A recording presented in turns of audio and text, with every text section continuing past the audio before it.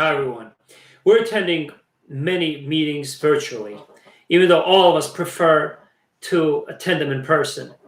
Why do we attend meetings, whether they're live or they're in virtual? We attend them in order to network, to reconnect with a lot of our colleagues, and also to come away having learned something, having understood about some of the new products coming down the pipe, new models, new concepts, regardless of what industry we'll work in. And so the reality of today and probably of tomorrow is that we will have to attend a lot of virtual conferences.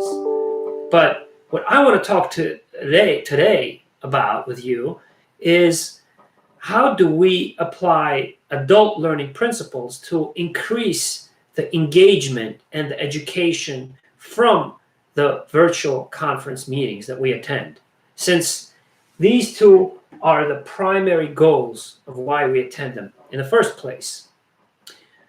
And so I'll talk a little bit about some of the latest and the best research that I've been able to find from a large set of data of many different fields across different industries of virtual conferences that took place in this transition from live meetings, probably sometime after March, to virtual meetings. And also, I'll share with you some of my experiences in the pharmaceutical industry, in which I've been working for the last 16 years, because I've been an attendee as well as a presenter in some of these meetings as well this year. So yes, the data speaks strongly to suggest that two-thirds of us, prefer the meetings to be live. But that's not the matter of this discussion, of this YouTube Live today. Today I want to talk to you about how can we improve that experience. And so if engagement is one of the primary reasons, then there is data, new data from a large report from the International Data Corporation that analyzed all the virtual conferences that had over 250 attendees. So these were large conferences. And what they found is that 57% of the organizers did not seek to engage their attendees through their moderation. So they did not really moderate these meetings. Yet, 46% of the meetings that transitioned from live to virtual actually increased the attendees, increased the numbers of participants, and probably revenue as well. And so that leaves a lot of hope for 2021 as we look ahead for sticking to this format as necessary, as appropriate, because it may be productive, may be efficient, but actually increasing your engagement. Now, what types of attendees in 2020 were more likely to attend these virtual meetings versus live? Well, 50% of the attendees of virtual conference meetings had an active social media presence compared to 16% of those who attended live meetings. And we know that regardless of what industry you look at, the social media activity is only increasing. It's only ramping up. So with those trends, you can probably make a hypothesis. I'll make a hypothesis that the attendance and the presence of virtual conference meetings will only increase in the future. The reality, of course, as I've attended many of these, is that there's a great variability in the formats, in the content, and in the outcomes assessments as well from these meetings that leave quite a few gaps and unmet needs for us to solve. The community, however, that is formed can also be replicated in the virtual conference setting. And the tech industry apparently did this better than any others, as probably would be expected. What they did well was that the tech companies created branded communities within the interface of the virtual conference meetings, meaning that it wasn't enough to tell your attendees, use this hashtag AMCP, for example, which was one conference that I attended, which was a successful conference with a lot of great interaction, but had some areas that I think still need to be improved. AMCP stands for Association for Managed Care Pharmacy. And so in this example, I have attended this meeting before. I've presented I've been an author this meeting, but it's not a meeting that I go to every year. Well, this year I happen to be a presenter as well. But AMCP or any other association that you have, in mind, in order to increase the engagement from attendees, made this broadcast announcement that used AMCP as a hashtag, and it also prompted attendees to use hashtag in their social media, across social media, and you had a presence felt through the online platform as well for all attendees to see in terms of the social media wall that they could follow. However, to what degree there was actual engagement via social media was not very clear. And the tech industry made it a little bit easier and simpler and made it more likely for attendees to use the hashtag. Because the way they did that is because they moderated. They came in and they interrupted the flow of the meetings, and they created their own branded community. And so social media conferences and their success depends largely on the communities that they create. That is continuous. That is a continuous dialogue as well.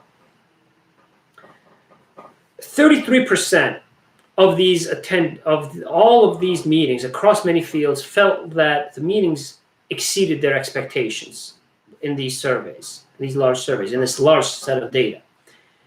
But that leaves an important population still not gaining that value, not realizing the goals for which they attend these meetings. And so now let's talk a little bit about what are some of the areas of improvement. Well, when you attend a live meeting, live conference, a trade show, you may attend one session, one lecture, but you may find that it may not be relevant to you. So you will then go to a different room, and you may walk across the hall, and that may take you time. You may lose out on a lot of critical time, and you may lose some important information that you may have captured. Well, the virtual conferences allow you to make that transition from one session to another or attend simultaneous sessions more seamless.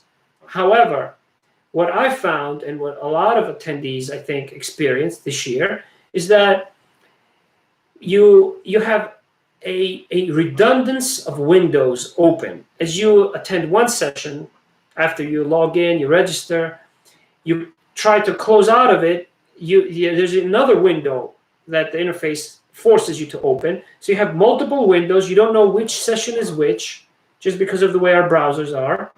And to add to that problem, you have audio issues where you have background music playing in from a different session, which you need to mute, and then you need to unmute on this other window. So it becomes a little bit more complex. So audio quality is one of the #1 areas that needs to be improved. If you are an organizer of virtual conferences watching this video, I really look forward to your comments. But this is something that has consistently come up in some of the best and latest research that I've been able to review. Closed captions. Not everyone is able to follow everything, right? Or they may have a different teleconference and they may mute the meeting, but they may still want to follow along. So closed captions could be an important addition for future virtual conferences as well. Recorded versus live, pre-recorded versus live. So I have quite a lot of thoughts on this. because I've attended some great conferences with great content that had pre-recorded material from presenters who submitted their pre-recorded presentations, and then they went live. They went live during the Q&A. But let's face it, we have some amazing subject matter experts across many different fields, but they all use a different approach with their presentation style, their engagement level, and then they get lost in that pre-recording. And once you transfer that pre-recorded experience into the live experience, you may lose out on the engagement or on the probability of being asked a question. So you introduce too much variability to attendees who are clearly telling us that they want live exchange. So I think that my very strong recommendation would be to err more on the side of live meetings all the way throughout.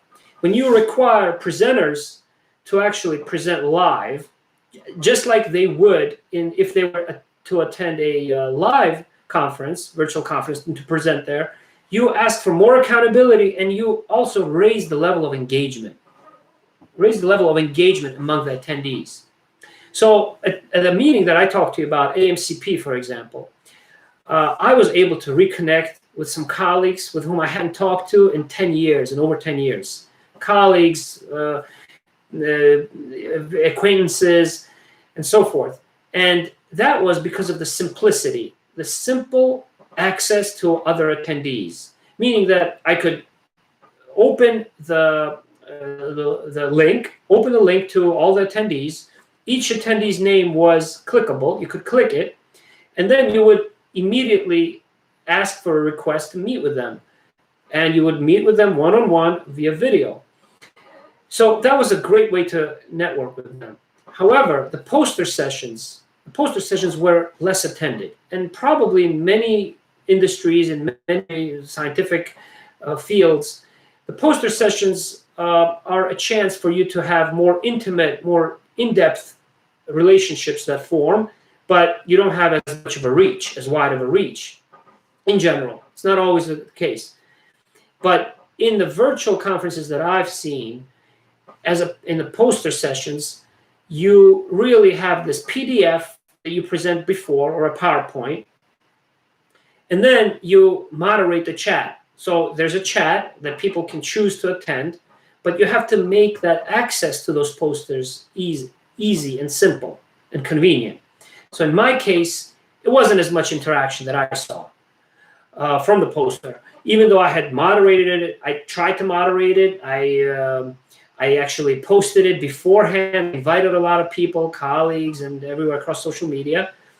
But there are different formats of information that need to be presented to learners in different ways, because all of us learn in different ways, and we need different formats. For example, I'm a visual learner.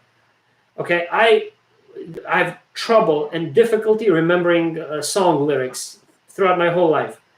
Now I'm teaching my daughter and my son to remember some songs from beginning to end, to learn the songs in 4 different languages: English, my native Georgian, Italian, Russian also to some extent as well, because we speak it as well. But it's important. But once I wrote it down, once I write it down, the lyrics, once I write them down, I at least definitely had much more ease in remembering the lyrics. So I'm a visual learner, and my point in telling you this example is that the adult learning principles, which are highlighted in a great blog article by the International Society of Medical Publications Professionals, ISMPP, that I really invite you to read also, as well as the other IDC research. I actually was a member of ISMPP in 16 years ago, earlier in my career. So the point that ISMPP makes is that there is a misalignment or a lack of alignment between the learning objectives of many of these virtual conferences and the activities that follow and then the assessment that takes place.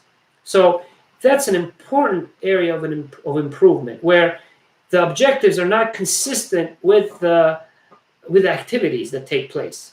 So to delve on that a little bit further, the adult learning models, regardless of which one you look at, all tell us that you learn as you teach.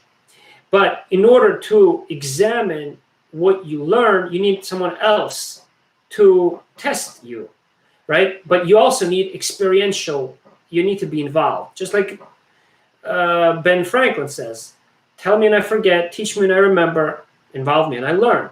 Meaning that the teacher or the presenter or that format of that conference has to include some kind of collaboration project. And that may come in the forms of breakout rooms, for example, where you need to set up time, devote time to collaboration in smaller groups. That's where learning takes place in different formats. Micro-learning, which is a reality today, where we don't have a big attention span. Our attention span has been just minimal in the last decade, probably, and it's just only decreasing, where we're only able to learn and consolidate memory from very small, short snippets of information. And that's why the virtual conferences need to be arranged in such a way that that provide a very simple, convenient menu of services, table of contents, if you will, that are easy to access. That, they may have different tracks, but you should not, as an attendee, have problems accessing the information, what you want to learn, that micro learning that you want to take away after you leave the meeting. Not all organizers did that well. Not all organizers left time for breakout sessions, or even created a variable types of breakouts or happy hours. I've seen one, for example, one conference that offered a virtual beer tasting only. That was the only type of happy hour. Well, not everybody may be interested in beer, or they may not want to talk about or engage with others about beer. So there's other conferences like the AMCP one that I attended and I presented that actually had probably 8 or 10 different types of activities that were not even related to that subject. Activities like yoga, meditation, stress management, time management, I think. I may get some of these wrong, but the point here is that you want to try to appease as many different types of attendees as you can. If you want to increase engagement, different types of attendees as you can. If you want to increase engagement as well. And if you want them to keep coming back after your meeting is over, after conference is complete. On the point of micro-learning, what I'll tell you is that a lot of this research from IDC, ISMPP, and there's many others as well, but I chose these two, is that the micro-learning needs to be adapted via different formats, because the virtual conferences now allow us to produce and disseminate the information via more formats than ever before. Meaning that if you have a great virtual conference with a lot of engagement, or even if there's not a lot of engagement, you want to then distribute it, make it available as an enduring material in different formats. You can create a transcript very quickly. Create a transcript and then post it. Create different posts, articles about it, blog, podcast even, a YouTube video about it, so that you create that continuity. It's a very important point to consider in order to appeal to people and to be able to replicate that live feeling from virtual conferences. In terms of the people and to be able to replicate that live feeling from virtual conferences. In terms of the metrics that are used, the metrics that are used also need to be updated, I believe. Because in the poster example at AMCP, I did not have a lot of interactivity at this poster, but I wanted to learn afterwards about how many views were there, how many people actually took the time to click on my poster, on my company's poster, and actually take a look at it. And I'm still waiting for that information. I haven't received it, but that information needs to be readily available by the organizers, by the virtual conference organizers and event planners. It's a critical point because the assessment part is critical, is important in that adult learning, in making these meetings a success. So the learning behavior, how do you change your behavior? How do you not just attend, whether or not you attend and whether or not you view some poster? Yeah, those are good metrics, but you need to also assess any change in behavior that takes place. You need to be able to assess at the end of the day the 3 R's that I always talk about at All Out Coach. How likely is your attendee or participant to remember the content, the education, to relate to it, and then to react to it with some behavior? That's what's going to determine the success of these virtual meetings. But the experience and accountability has to be shared between the presenters, between the faculty, and the participants. It's another important point I think we need to consider. And I'll make some final points about moderation. Moderation and facilitation makes the difference because there are different forms of engagement that were used and throughout all these conferences that I attended, that I've been reading about. They included, of course, the Q&A. You have a Q&A chat, you have even a notes section. So it gets busy. These virtual conferences get very busy. You need to really be multitasking. And they can be confusing as well. You can take some screenshots as well. You have another separate box which allows you to ask questions, Q&A, let's say a Q&A, right? Or submit a question to be reviewed to be addressed by the presenter. You also have different types of breakout rooms. I already talked about that, virtual happy hours, but you also have ways to incentivize attendees, gamification, create leaderboards, and incentivizing people to message each other, to interact, but create ways that will actually consolidate that knowledge, not just create a perception of interaction or engagement. So it's not the avatars. It's not the visual replication of the live event that's going to make virtual conferences a success, or one in which people will engage and be educated. But it's actually the type of interactions that they are able to form with others, with their peers, or with faculty, or with organizers. The ease, the convenience, the amount of interaction time, and also the relevance to their life and to their business. And so moderation makes the difference. I made a point to say that because, yes, some of the live meetings are usually, or live presentations are usually take a precedence over pre-recorded ones. But I've also seen exceptions. I was on one call, one seminar, multi-day seminar, which you can categorize as a virtual conference, in which 900 people attended this conference. And they had 2 moderators that kept interrupting the flow of pre-recorded sessions, pre-recorded questions. So there was one question that was asked to a panel of 20 people. And each one of them took turns. They had pre-recorded this before, but the way the moderators came in many times throughout throughout the meeting, that increased engagement. And I probably have rarely seen more engagement than that, even though a lot of that, the majority of that conference was pre-recorded. I still recommend live meetings or live presentations and Q&A rather than pre-recorded and live.